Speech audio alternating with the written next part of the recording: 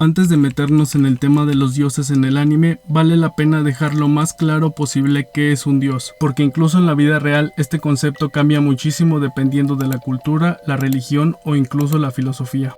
Por definición, un dios existe más allá de las limitaciones del mundo físico o del tiempo lineal. No solo interactúa con el universo, sino que lo contiene o lo genera. Si el universo es un libro, un dios no es un personaje dentro de él, sino el autor, o incluso la misma idea de que exista un libro. No se trata solo de saber todo lo que pasa, sino de tener una perspectiva tan amplia que las categorías humanas de bien, mal, justicia o injusticia dejan de aplicarse de forma simple. Es la capacidad de ver todas las causas y efectos simultáneamente, desde el Big Bang hasta el último átomo que se mueva. Si lo vemos por regiones y culturas más conocidas, la idea de Dios cambia muchísimo. Algunos ejemplos serían las siguientes. Su definición central de Dios es único, eterno, creador del universo, omnipotente, omnisciente y omnipresente. Sus atributos serían perfecto en moral, fuente de toda verdad y justicia. No cambia ni se contradice. Por lo regular tiene un plan para la humanidad y establece reglas morales a seguir. Aquí se mantiene muy fuerte la idea del Dios personal que escucha oraciones y puede intervenir en la vida diaria. En su definición central no hay un único dios absoluto, sino muchos dioses con personalidades y poderes específicos. Sus atributos serían poderosos pero no omnipotentes ni moralmente perfectos. Tienen emociones y defectos humanos. Eran más como superhumanos inmortales que como entidades supremas. Los nipones tienen como definición central que los kami no son dioses absolutos, sino espíritus o fuerzas de la naturaleza que habitan en elementos, lugares, objetos o personas. No todos son igualmente poderosos, algunos son locales y otros son universales. Algunos ejemplos serían Amaterasu, diosa del sol, Susanoo, dios del mar y de las tormentas, Inari, dios del arroz y la prosperidad. Un kami puede ser tanto la divinidad del océano como el espíritu de un árbol o una espada legendaria.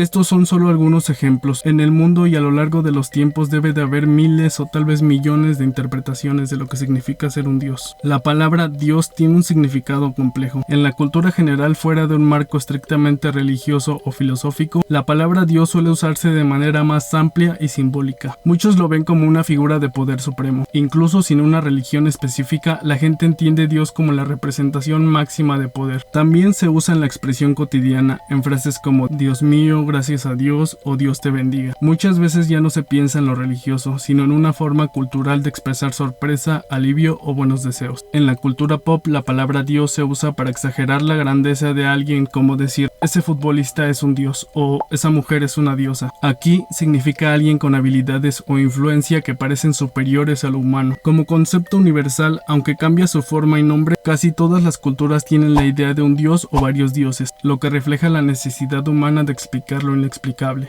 En el anime, el concepto de Dios es muy variable. No todos los personajes que reciben este título cumplen con lo que muchos consideraríamos una verdadera deidad. Hay casos donde el título es más como una etiqueta de poder que un estado de perfección o trascendencia. Por ejemplo, Zeno-sama de Dragon Ball Super es oficialmente el rey del todo. Está por encima de dioses locales como Kami, Kaio, Supremo Kaio, los dioses de la destrucción y los ángeles. La entidad más poderosa y suprema de su multiverso. Y no es cualquier multiverso, es el multiverso de Dragon Ball. En la serie, este pequeño ente es capaz de borrar universos completos con un simple gesto. Sin embargo, su personalidad es muy infantil, necesita compañía y se angustia cuando no tiene con quién pasar el tiempo. Esto rompe completamente con una imagen de divinidad. En lugar de ser una figura de sabiduría o solemnidad, se comporta más como un niño con un poder absoluto, lo que provoca que muchos no puedan tomarlo en serio. Por otro lado están algo que podríamos llamar dioses especializados o de nicho. Aunque algunos no transmiten a primera vista una imagen de divinidad, sus actos y su manera de ver el mundo se acercan más a lo que uno podría considerar como una verdadera deidad. Un ejemplo rápido sería Ryuk de Death Note. Él es un Shinigami, dios de la muerte, y aunque puede actuar de forma poco común o incluso hasta graciosa, su esencia encaja mejor con la visión fría e imparcial de una deidad verdadera. Desde el momento en que se presenta con Light Yagami, le expone de manera honesta las reglas del Death Note y sus razones para dejarlo en el mundo humano. Simple aburrimiento. La indiferencia al escribir su nombre al final es digna de un dios, y así es como un dios vería a los mortales, solo simple entretenimiento.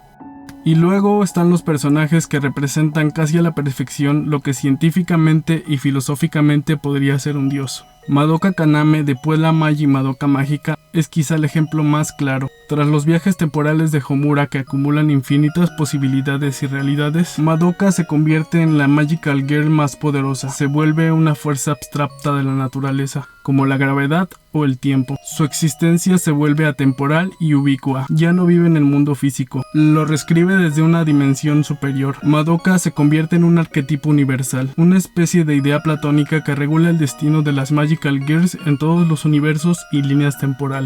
Esta perspectiva cuatridimensional, su naturaleza benevolente y el sacrificio de su existencia física para ascender a un plano fuera de toda imaginación humana, le añade un toque de verdadera divinidad. Madoka no actúa por capricho ni por aburrimiento. Su poder y su moral se alinean con la idea de un ser supremo que trasciende tanto las leyes físicas como los límites emocionales humanos.